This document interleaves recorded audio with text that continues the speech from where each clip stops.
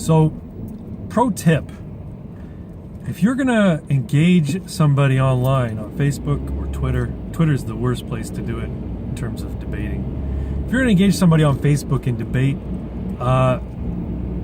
don't use walls of text. Nobody reads them. And if somebody does read your wall of text, invariably all it shows is that you don't know how to organize your thoughts in a concise way. I recently got into a Facebook spat with somebody, one of my friends. I'm not going to indicate their name or the relation or anything like that.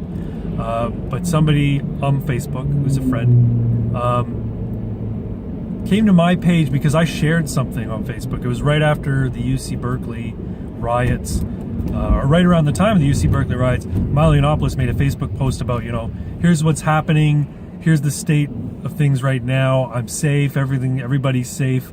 It was right at the time the riots were occurring. I'll keep everybody posted. Anyway, I shared it, I think, on my Jimmy Rustling Politics page, and I shared it on my personal page. So the next day, this person came to my page and said, wow, I can't believe you shared this guy's post. He's a white nationalist, alt-right, hate monger, white supremacist, or something along those. Basically just gave every label possible. I gotta get out of the way, there's an emergency vehicle coming. Anyway, he,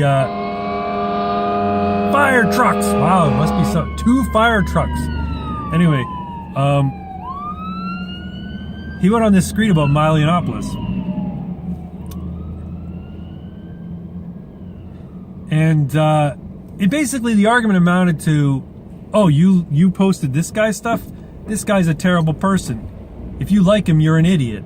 And as long as I've known this person, and I've known them, for a long time,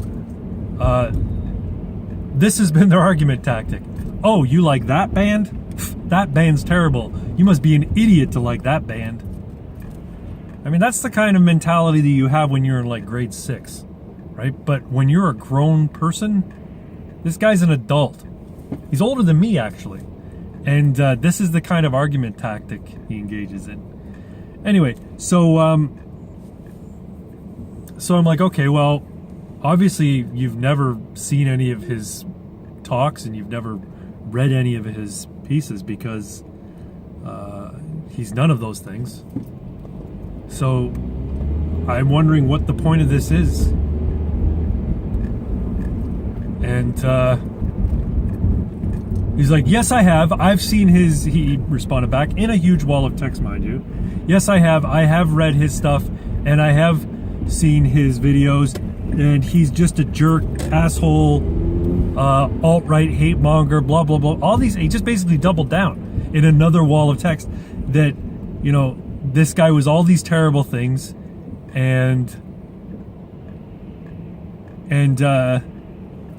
anybody who likes him is a terrible person, and they're giving a platform to this terrible person. Basically, typical SJW outrage, right? So anyway, oh, I get stuck in the intersection. So anyway, then another friend of mine chimes in who disagrees with me all the time on political issues, but he basically jumped to my defense and said, hey, look, here you are saying all these things about Milo Yiannopoulos. You haven't provided any bit of evidence, pointing out that he is these things that you say he is. What are you doing? Like, it's not, your argument's lost. Your argument fails by calling people names. And I basically said the same thing. If all you have is name calling, then you have no argument. Sorry, you're bad at this. And if you just continue to just call people names without listening to their opinions, without engaging with them, without considering what they're saying, you're a bigot. And that really got him angry, and he, second wall of text. I'm not a bigot, you're a bigot too, because you do the exact same. I'm like, really?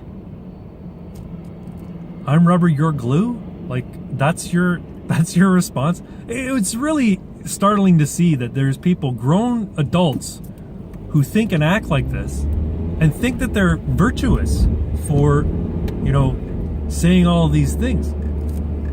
And jumping to the defense or piling onto somebody who they won't even give a moment, right? And the worst part is he came to my page. It's not like I said, hey, buddy, look at this thing I want you to see because it's important to me. I put it on my page. Now I post everything on my page publicly. So I'll get what I deserve by putting things out there. But it's also why I started the politics page, because a lot of people, they become alienated by people sharing their political views, sharing articles that they, feel strongly about, that kind of thing. So I said, you know what, fine. I don't want to alienate my friends, my, friends that I have in real life, my personal friends. So I'm going to make a politics page where I will invite people who want to engage in that stuff or want to see that stuff can come and do that. And that's where the Craig Bragg's Jimmy Wrestling Politics page started. But this wasn't on that page. This was on my page. And so I get it, I deserve what I get, but there's no call to be abusive to people when they haven't engaged you first in any way. So, long story short, we go back and forth like this. I said, look, you're not providing me with anything to convince me. All you're doing is just doing the same name calling over and over again in these giant walls of text. And if you're not gonna, either put up or shut up, right? So then he decided he was gonna attack me. He said, I guess he's seen these videos, and he says, your videos are boring and self-indulgent. And I'm like, yeah, okay, sure, they're self-indulgent, but whatever. 90% of YouTube is self-indulgent. So I'm like, none of these things bother me. I don't care that he said these things. But I'm like, okay, so now instead of engaging in ad hominem attacks on Milo, you're engaging in ad hominem attacks on me, which mean, what I do and what I say has nothing to do with this discussion. You come to this page, you say this person's awful, you're an idiot for liking them. Okay, why are they awful? Well, if you don't know why they're awful, then you're awful too, and you're an idiot for liking them, and you're defending them, so that makes you as awful as they are. Okay, again, what makes them awful? I don't have, and this is one thing that he said. He went in this, and this is something that my friend pointed out too. He had this big long wall of text. I swear, if you look at it on a mobile phone, or even if you look at it on a regular, Facebook desktop page, this thing was monstrous. And in it, he says, I don't have time to go through and find all of the terrible things that Milo has said that prove what I'm saying. To which my friend responded, okay, so you don't have time to do that, but you have time to put up this giant wall of text where you basically repeat yourself 3 times, calling him a white supremacist and an alt-righter and all this sort of crap. Anyway, it was funny. And he says, well, I've got to go now. This is what my friend who was like attacking me said.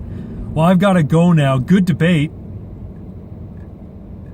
And I'm like, if you call it a debate, all you did was put out 3 lines and 3 walls of text where you just basically engaged in name calling the entire time. Who's your debate coach? Who told you that this was a real way to debate? Anyway, I fully welcome open debate online. And I'm like, for me, this is what Facebook is for. So I get bored to tears by seeing, daily affirmation image macros and these chain mail things where people are like, if you really like me and you're really my friend, you'll share this post, not just respond or like or hit the like button. You'll share this post with all of your friends too. That will prove to me that you're my friend. I'm like, you needy cocksuckers. I have no time for that stuff. I just ignore it. I scroll past it. Yeah, I guess I'm not your friend then. Oh well. This is what so much of Facebook is people sharing things like that. People doing those stupid, can you solve this math problem with apples and bananas? Those are boring. They all use the same trick over and over again. So why do people do it? I don't understand. Facebook is like chainmail central. When people used to do chainmail, Facebook's now that. And so that's why, I get so irritated with Facebook, but I think should be a forum for people to engage and debate and discuss. And that's why on my Facebook, I belong to groups. I belong, the Thomas Sowell related groups, libertarian related groups, gun ownership related groups, because these are things that interest me. So, and if you look on my page, you'll find I don't really share personal photos. Sometimes I might share what I ate, but usually there's a story behind why I've done that. But most times, it's something that I feel strongly about. It's not cat videos and cute shit. I don't care about that stuff. And I think that's what Facebook should be. It should be about engaging with people about ideas and sharing ideas. And of course, you're gonna sort of become involved with like-minded groups and like-minded people. That's fine. And one of the reasons I post things publicly is because I don't want to be in an echo chamber. I want people to engage me from anywhere, right? So even people who aren't my friends of friends of friends, can see what I've written or see what I've posted and engage me on it as soon as a friend likes it or as soon as a friend comments on it. I want everybody to see it, but I mean, I guess that also comes down to my friends' settings as well. But anyway, that's not what Facebook is used primarily for, and that's pretty sad, because the internet, back in the day, the internet was this great place for sharing ideas, arguing, shit posting, sharing images, sharing information. That's what the internet's supposed to be for, and it's not right now. It's like an entertainment platform and a narcissist platform, and I don't know, I guess some of the stuff I do is kind of narcissistic. I am kind of self-indulgent in that sense, but whatever. I don't know. I wish there was more 4chan in Facebook. How about that? I wish that you're never going to get that because people don't post anonymously on Facebook. But they shouldn't have to, right? You should be able to express whatever opinion you want. And that's the whole point of Milo Yiannopoulos, right?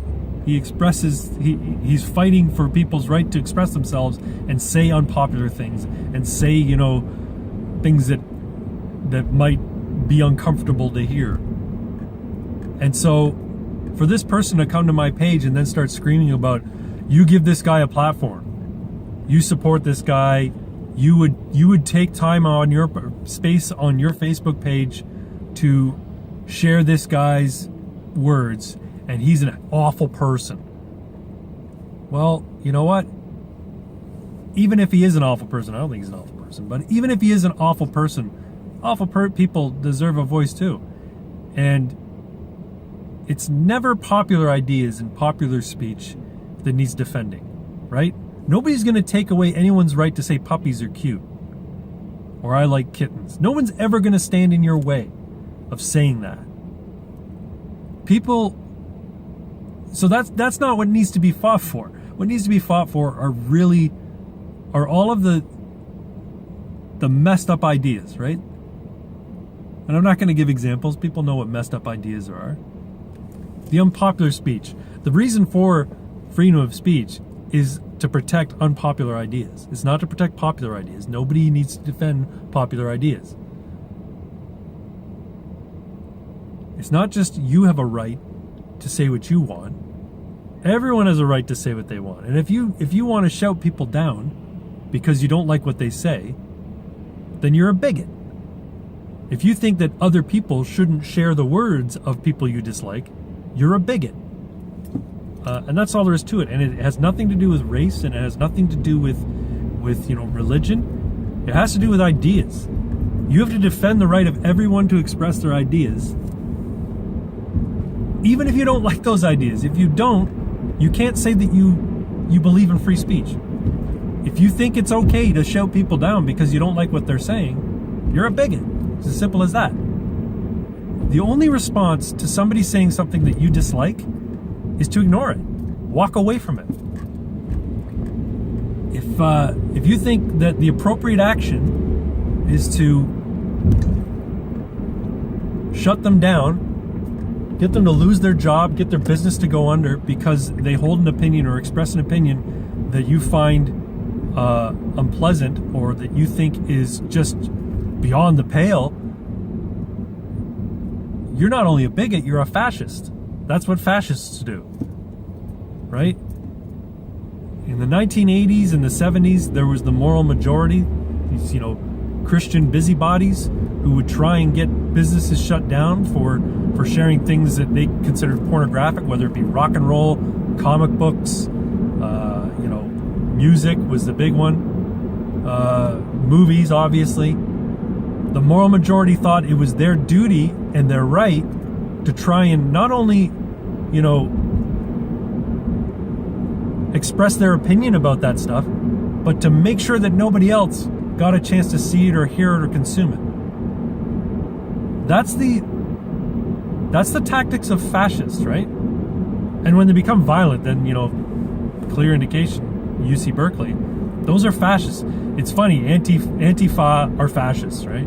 But then Winston Churchill said it, the fascists of the future will label themselves anti-fascist. So yeah, that's just that's my point about this guy on Facebook who was just being a total cunt. And the thing is, he thinks that he won. It's like that metaphor or that joke about arguing with Christians. I mean, they use it for talking about anybody, but arguing with Christians is like playing chess with a pigeon. They knock all the pieces over, they shit all over the board, and then they fly back to their other pigeons and say, haha, I won. This is what happens when you engage with people on Facebook who are just plain bigots, who just don't want to listen to another opinion. All they want to do is vilify their opponent. All they want to do is personally attack their opponent and try and shame people for saying things or believing things that they don't believe in. Anyway, this is a long video because of traffic. There was an accident on the highway. Actually, I think there were 2 accidents on the highway, and it slowed things down on the local streets too. But anyway, thanks for watching. I think I'll upload this one. And yeah, have a good one. Oh, and like and subscribe if you like this video.